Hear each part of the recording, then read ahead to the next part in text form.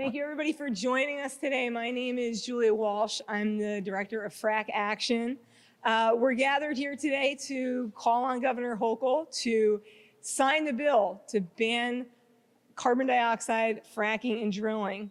Right now, the governor is in the Vatican delivering a speech on climate resilience in New York, and yet the most important way that we've heard from an overwhelming amount of scientists around the world is that we need to keep fossil fuels in the ground. And this bill does just that.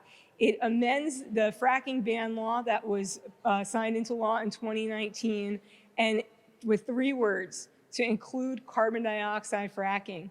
The reason for this is that there was a new threat that was posed to our state. A company called Southern Tier Solutions, a new Texas-based company, came into New York in November and was leasing land from landowners in the Southern Tier. And many people across the state were alarmed by this, including in the Southern Tier. We heard from them, what is this? We looked into it, and it's a new experimental form of getting gas from out of shale rock that's extremely dangerous, poses many of the same environmental and public health threats, and even unique threats. It's only been done in rural China and not a population center like New York, and it can't happen here. So we're very pleased that the Assembly and the Senate acted as quickly as possible to address this threat, to close the loophole in the fracking ban bill law, and to ensure that this would not happen in our state. And yet here we are 2 months after that has passed the state legislature, and it's still sitting on the governor's desk. We understand the budget took a long time. Unfortunately, Earth Day, Earth Month, Earth Week came and went. But here we are again while the governor is over in the Vatican delivering a speech on climate change, when we've got one of the most important pieces of climate legislation right here on her desk. And one of the most important things of New York's climate leadership legacy is banning fracking. We've been an international and a national leader on this issue, and we've acted in haste. The legislature has acted in haste. We need the governor to act like this is the emergency that it is, that there's urgency, and to take action as quickly as possible. So we're very grateful to be joined here today by some of the incredible legislators who helped pass this bill, as well as many of the organizations. We've got the Sierra Club here, Natural Resources Defense Council, Concerned Health Professionals of New York, Physicians and for Social Responsibility New York, Frack Action, and many others. First, we're going to have the leading sponsor of this bill in the Senate, who got it done as quickly as possible, who we're very grateful for, from Binghamton, has been on the front lines of the anti-fracking fight from the very beginning, Senator Leah Webb. Thank you so much. So, again, I know we have some great speakers. I want to take this time to start off by saying thank you to Julia, the entire Frack Action Coalition, all of the advocates. When this issue was brought to my attention and Assemblymember Lopardo's attention with regards to Southern Tier Solutions, myself, Assemblymember Lopardo, Assemblymember Kelles, who I'm proud is the sponsor on the Assembly side, took action, and I am truly delighted that the leadership in both of our houses also heard the concern from all of us in both houses about the need to act now. In this moment, what's coming to me is that the time is always right to do what is right. And so we know that climate change continues to be pervasive. We know that there are steps that we can take right here and right now, because the time is always right to do what is right, right? And so we implore the governor to close this loophole on this important issue, because the promises that we hear from the private industry, the promises of economic vitality, history has shown that that doesn't come into fruition, and most certainly not at a great expense, and that expense is the lives of many residents across our great state. And though those costs look like things such as health costs, in terms of developing health conditions that most certainly are incurable, it also looks like having issues with having access to clean air and fresh water, those things that actually allow us to live. And so it is imperative that we close this loophole, and we can do that right here and right now. I want to thank my colleagues also in the Senate, the co-prime sponsor in the Senate, Senator Krueger, who has been a longtime champion on the environment, still is, and of course, Senator Rachel May, all of my colleagues in the Senate, and all of you who continue to advocate for this important issue. Again, we encourage Governor Hochul to call up the bill, sign it into law, so we can continue moving forward in ways that not only protect the environment, but protect the health and well-being for all residents here in New York State. Thank you.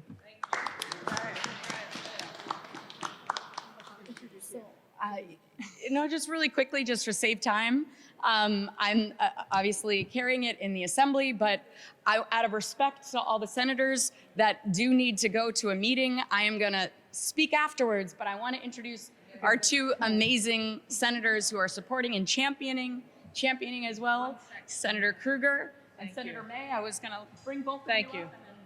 Well, I have nothing to say because you have the great leaders here from the Senate and the Assembly. I'm just going to say, we all know how hard it is to pass environmental bills in this town, how hard it is to get agreement between the two houses, to fight off the opponents.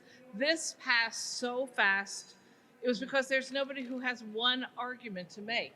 This was such a no-brainer for the environment and for New York State that, with all due respect, the concept of the governor having an issue, I don't believe it. We just got to get her to sign it. Thank you, Frack Action. Thank you, all the amazing groups who have been doing this work forever. And thanks to my wonderful colleagues for getting it past the finish line. And I have to run to a meeting. Sorry. I have to run too, but let me just also thank our Southern Tier Coalition who are doing such incredible work, and Frack Action who've been at it for way too long. Fracking is basically about loopholes. It's about opening holes in the shale, and it is about now, the business model is about finding any workaround that they can find around all of the legislation that we have passed in the, we passed mine that closed the fracking waste loophole about declaring fracking waste to be hazardous waste, and now we're having to pass another bill to even close a loophole in that bill. So it's nothing but loopholes here. We just have to stay vigilant, make sure that we are protecting the people of New York, the economy of New York, and the soil and water and air and atmosphere of New York and the world. So thank you all for what you're doing. Thank you so much, Senator May, Senator Krueger, Senator Webb. And thankfully, we have the sponsor here in the Assembly who made this happen with lightning speed as well in the Assembly, has been a staunch protector of the environment and our climate for many years. And we are so lucky to have here in the state legislature, Assemblymember Anna Kelles.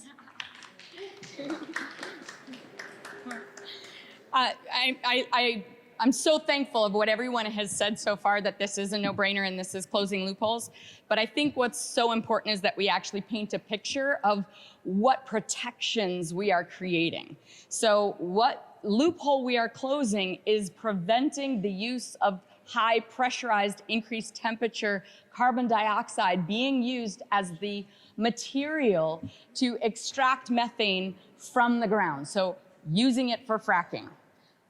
It doesn't matter what substance you use. We have over a decade of data that shows that fracking is not a good idea in New York State, so much so that after we collected all that data, we banned it. And one of the main reasons is because regardless of the substrate you use, when you do fracking in the Marcellus Shale, it instantly releases methane that cannot all be captured, so some of it is released into the atmosphere. And we know it is one of the strongest greenhouse gases that exists, strongest greenhouse gases. Secondly, it also immediately releases radioactive material into the air, which of course everybody knows is highly toxic to human beings, to ecosystems, to all living creatures, right? So independent of all other science, fracking for methane gas, not a good idea. Now add the carbon dioxide. This is not your ordinary carbon dioxide that you use to pressurize a bottle of soda, as I discussed with people and debated on the floor. This is high pressurized carbon dioxide that is highly corrosive when mixed with a small amount of water, which means that when it is used as a medium for fracking, it is invariably mixing with small amounts of water, and it will demineralize the rock bed that it is going through. So imagine, it's demineralizing and destabilizing the very ground that we are walking on. Not only that, it's highly corrosive in the pipes that it is transferred across the United States to get to the Marcellus Shale. And we have evidence upon evidence of it causing eruptions in those pipes and explosions. Carbon dioxide replaces the oxygen in the air, and it causes asphyxiation as one issue, but also literally, because we are made of 73% water, literally decomposition of the body of the person that is inhaling this high pressurized carbon dioxide. Not a safe material. And we are transferring this across the country. So it is very, very simple. It is bipartisan support in the area in which, in the area where it is at risk. And we are simply saying we must close this loophole now. This is a no-brainer for the governor. So this is me speaking right now to the governor. Join us, be the environmental champion that you can be with this. Sign it right now. It is that no-brainer. It is positive for you. It is positive for the state. It needs to happen now with no further delay. Thank you so much, everyone, for being here, and all of my colleagues and all the champions. This is the absolute right thing to do. And for my Assembly colleagues who are here, thank you so much. Assemblymember Kelles, please, please, I would love to hear from you as well, and Assemblymember Gonzalez Rojas. Thank you. This is very important. I'm from the Hudson Valley. I'm Assemblymember Chris Kelles. And in 2018, a mere 5 years ago, really, CPV power plant opened up. This is a fracking plant to produce electricity. Now, they have to get their piping gas from Pennsylvania. But the point that I'm going to make is we apparently can't stop these plants from being produced and made and created here in New York State, but we can protect the land on which we stand. And that's why we will be back again if they come up with some other method of trying to get this gas out of the ground. We will be back, guaranteed. The safety issues about the environment have already been stressed. I'm very proud to say I am a scientist, I am an environmentalist, and thank you to Senator Webb and Assemblywoman Kelles for putting this forward. And Governor, sign it, please. Good afternoon or good morning. I don't know what time it is. My name is Assemblymember Jessica Gonzalez Rojas. I represent the environmental justice neighborhoods of Jackson Heights, East Elmhurst, Corona, Woodside, and Astoria in Queens. We have Asthma Alley, and we're facing so many health conditions due to the pollution in the environment. Now, we just got a mini earth science lesson from Dr. Kelles, but what I will stress is that fracking with water or fracking with carbon dioxide is still fracking. And the fact that we outlawed and banned fracking in 2014 and codified that in 2020 is a statement to our commitment to this earth and to our health and well-being of all New Yorkers. This workaround is unacceptable. And I'm so proud to stand with my colleague, Dr. Kelles, here in the Assembly, as well as Senator Webb in the state Senate, to say that we must close this loophole so that we can stand by our commitment to ban fracking here in New York and continue to work towards our vision of what we passed in the CLCPA, a vision where New York is a leader in environmental justice. So thank you all for being here. Thank you to all my colleagues. And we need to get this signed and into law so we can protect our community and protect our environment. Thank you. Thank you so much to all the Assembly members and senators. We have two organizations to close out this press conference. Thankfully, we have a representative today from the Concerned Health Professionals of New York group and also the Physicians for Social Responsibility group here in New York. It was really the public health professionals who were a major reason why fracking was banned in New York. The Department of Health created a very in-depth report on the impacts of fracking on public health, and it is a critical reason why we do not have fracking, thanks to Bart Schoenfield and many others. Please welcome him up. Well, thanks for that introduction, and thanks for all of my learned legislators who have really nailed down this issue. I'm a board-certified cardiologist, and I'm here because of my concerns about the health impacts of CO2 fracking. It's a terrible idea because of the health effects, as well as the risks to our water, our air, and our climate. Now, we at Concerned Health Professionals of New York periodically release a document regarding the scientific, medical, and media reports of the risks and harms of fracking. And this is the latest edition, all right? Has over 600 pages and over 2,500 references. And I bring this up because CO2 fracking incurs most of the health risks of unconventional hydraulic fracking and some additional ones as well. And as our esteemed legislator mentioned, CO2 combines with even small amounts of water to form carbonic acid. And the heavy metals that it leaches out of the ground include arsenic and cadmium and the radioactive materials, and all of which are associated with adverse health effects, and groundwater can be contaminated. Now, interestingly, the CO2 in the ground will combine with that water, form carbonic acid, and acidify the groundwater. All right. We know as well that most of, or a lot of methane that escapes into the atmosphere comes from well casings, leaks from active wells, leaks from abandoned wells, and the carbonic acid can cause increased corrosion of the well casings, leading to further methane leaks. And as is mentioned, CO2 is heavier than air. It displaces oxygen in a leak, and it can lead to asphyxiation and poisoning. And this is not hypothetical. Okay, a CO2 pipeline rupture about 4 years ago in Satartia, Mississippi, left 45 people hospitalized. And more recently, there was a leak in Sulphur, Louisiana. Now, I want to point out that internal engines require oxygen to function, and these poor people in Satartia couldn't even be rescued for a period of time because the emergency vehicles stalled.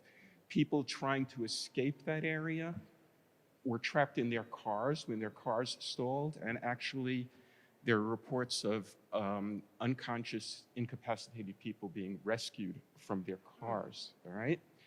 Depending on the terrain and the wind conditions, the CO2 cloud can extend up to a mile, can remain in the air for hours, and exposure to the atmosphere containing 10% CO2 results in a loss of consciousness within a minute. And if there's 20% CO2, that's almost instantaneous death, all right? Modeling has shown that a carbon dioxide pipeline leak, concentrations of 20% can extend almost 100 meters, all right?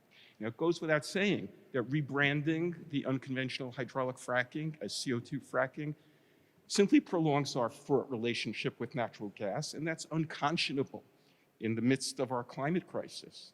And as a reminder, the climate crisis is costing us hundreds of billions of dollars yearly in mitigation and repair. It's worsening the spread of vector-borne and waterborne diseases, respiratory allergies, asthma, cardiovascular disease, chronic lung disease. Numerous health issues are affected. And as a practicing cardiologist, I personally saw increases in ICU admissions on hot, humid, high AQI days, and this causes increased strain on our already strained healthcare system. Extracting natural gas by any means is in direct contradiction to the goals of the CLCPA, and that legislation put New York State at the forefront of climate action. If we allowed CO2 fracking, it would clearly undo this legislation. Both legislative houses in our state clearly understand this, and I urge Governor Hochul to sign the bill banning CO2 fracking. Thanks.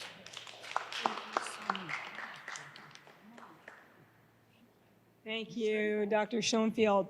And last we have Roger Downs from the Sierra Club Atlantic chapter, one of the most important and valuable environmental organizations here in New York. Thank you, Julia. It's really difficult to believe that to the month, this month, it's been 9 years since New York banned fracking because of the many environmental impacts associated with this gas extraction technique and the unacceptable harm that it would have on human health. This conclusion came after intensive investigation, and it should be noted, while this new carbon dioxide fracking and carbon sequestration proposal is somewhat novel to New York, it still shares almost all the same environmental impacts that informed the original ban. That's water contamination from naturally occurring radioactive material and heavy metals, ecosystem and community fragmentation across an increasingly industrialized landscape, and climate and air impacts from methane leakage and diesel exhaust from trucks, compressors, and machinery, just to name a few. In 2020, the legislature and the governor came together to codify New York's historic fracking ban and close loopholes that the final seeker determination that the oil and gas industry was seeking to exploit. The legislature acted 2 months ago to close this loophole, and now we call upon Governor Hochul to finish the job and protect all New Yorkers from this latest threat involving supercritical CO2, which was never considered in the original fracking ban. New York State is embarking on the implementation of the nation's most ambitious climate law, and the complexity of this task already is stretching DEC resources to the breaking point. We cannot afford to divert already limited agency staff to embark on another exhaustive investigation of a false solution, especially if we expect to transition New York to a carbon-free future. With the stroke of her pen, the governor can save us from this dangerous proposal and the potential derailment of our climate goals by banning CO2 fracking in the legislation before her. Please, Governor, let's get this done now. Thank you. Once again, thank you so much for coming to our press conference.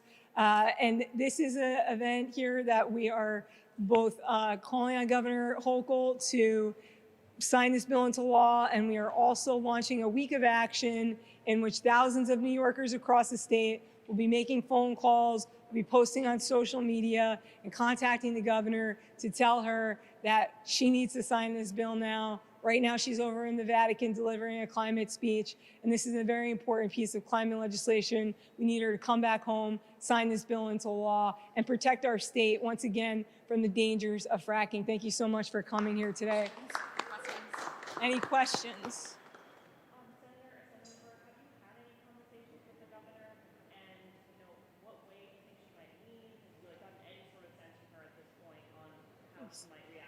So my office, we've had some conversation with her team, and so the impression we received is that she is aware of the bill, and so we weren't given a time with regards to when she would sign it, but her office is aware, and we continue to encourage her through our conversations with her team how important this issue is, and so hopefully, again, we were hoping that it would happen during Earth Month, but as I said in my comments, we can do it now. The governor can call up the bill at any point since it's been passed in both of our houses, and so we really encourage her to call it up and sign it into law. Go ahead. And my brilliant colleague, Senator Webb, said most of it. I just want to add that two things. One, I would go back to the budget hearing and the comments made by the DEC commissioner, recognizing that regardless of the substrate that's used, this is still fracking, acknowledging the tremendous amount of feedback that we got in the process, the GEIS for the fracking ban and ultimately leading to that. I think that that's important, and obviously the DEC's opinion in this, I think, is really important as an advisor and team with the governor. The other thing, of course, that we did hear was, given how intense the budget process is, that everyone was focused on the budget, and we're simply saying now that the budget's done, now is the perfect time to sign this piece of legislation. We're in policy season.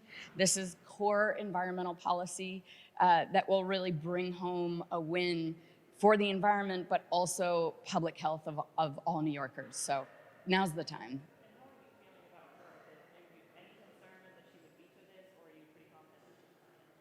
I mean, we won't know until the bill is called up.